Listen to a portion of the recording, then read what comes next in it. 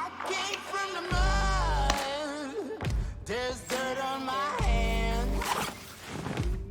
They sing gonna sleep. Hello everyone, আবারও চলে এসেছি আরেকটা TWS রিভিউতে। আমি রাজীব ফর দ্য থিংস থেকে। আমি কিন্তু ইতিমধ্যে এডিফায়ার এবং অনর বা ইত্যাদি ব্র্যান্ডের অলরেডি অনেকগুলো TWS বা হেডফোনের রিভিউ করে ফেলেছি এবং আপনারা খুব পছন্দ করেছেন আমাদের রিভিউটি। তো সেই জন্য ধন্যবাদ। শুরু করতে যাচ্ছি আজকের পর্ব। আজকে থাকছে এডিফায়ার W240TN।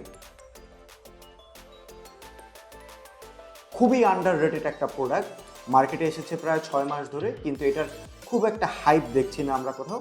কিন্তু প্রোডাক্ট হিসাবে, দাম হিসাবে এই প্রোডাক্টটা খুবই ভালো। কিভাবে ভালো, কেন ভালো, এটা নিয়ে আপনাদের সাথে আমি বিস্তারিত সামনে কথা বলবো। শুরু করছি আজকের পর্বটি।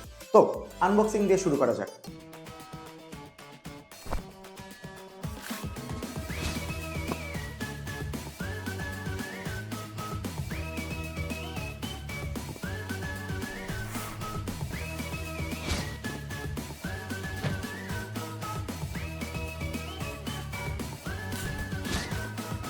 এই হচ্ছে এডিফায়ার 240TN প্রোডাক্টটি। আমরা পুরনো Edifier TWS 1 Pro boxy design আমরা দেখতে পাচ্ছি এবং সামনের দিকে একটা লাইট আছে, পিছনের দিকে টাইপ সি পোর্ট যেটা হচ্ছে চার্জিং পোর্ট হিসাবে কাজ করবে, এবং ভিতরে আমরা ডট শেপের দুইটা বাডস দেখতে পাচ্ছি। তো ডট শেপ কি?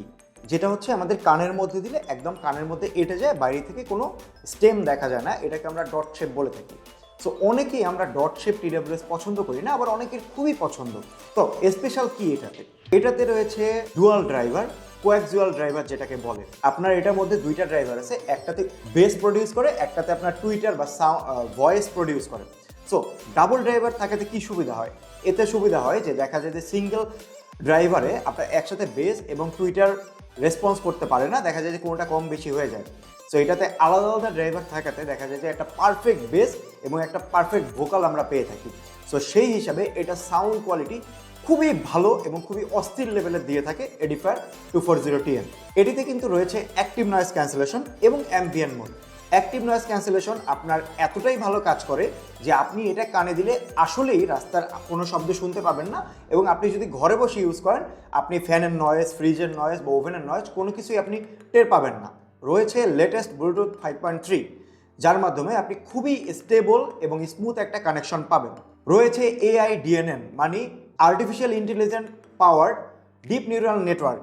এর মাধ্যমে হচ্ছে আপনি যখন কথা বলবেন, আপনি যখন ফোনে কমিউনিকেশন করবেন, তখন আপনার ভয়েসটা সবচেয়ে ক্লিয়ারভাবে নিয়ে অপর প্রান্তে পৌঁছে দিবে কোনো প্রকার নয়েজ ছাড়া।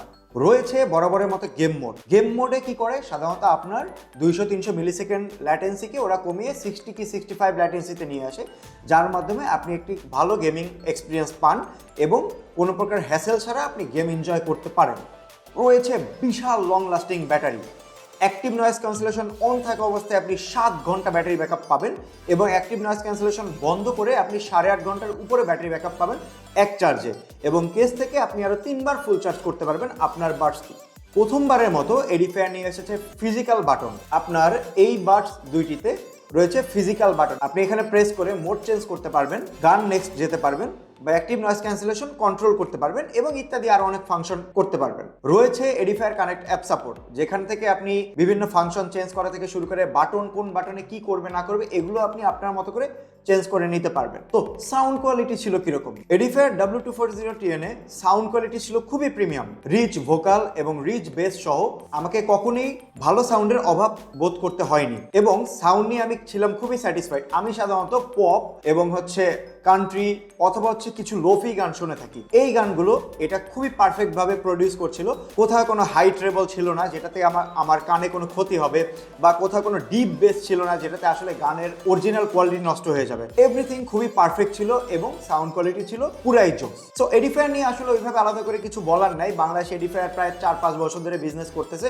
এবং ইন্টারন্যাশনালিও খুব ভালো কাজ করতেছে। এই বাসটি বাংলাদেশে এখনো হাইপ তুলেনি, বাট যেহেতু দাম আপনার সাধ্যের মধ্যে আছে, মিড রেঞ্জেই আছে, সেহেতু আপনি আপনার জন্য এই বাসটি পিক করতে পারেন, এবং আমি কথা দিচ্ছি এই বাসটি পিক করলে আপনি কোনো প্রকার হতাশ হবেন না। এটি সাউন্ড কোয়ালিটি, এটার অ্যাক্টিভ নয়েজ ক্যান্সেলেশন, এটির গেম মোড সবকিছু ছিল পারফেক্ট। সো আজকের রিভিউ এই পর্যন্তই। আগামী রিভিউ পর্যন্ত আশা করছি সাথে থাকবেন। আমরা প্রতি সপ্তাহে নিত্য নতুন ভিডিও নিয়ে আসবো আপনাদের জন্য। সেই পর্যন্ত সবাইকে ধন্যবাদ পাশে থাকার জন্য।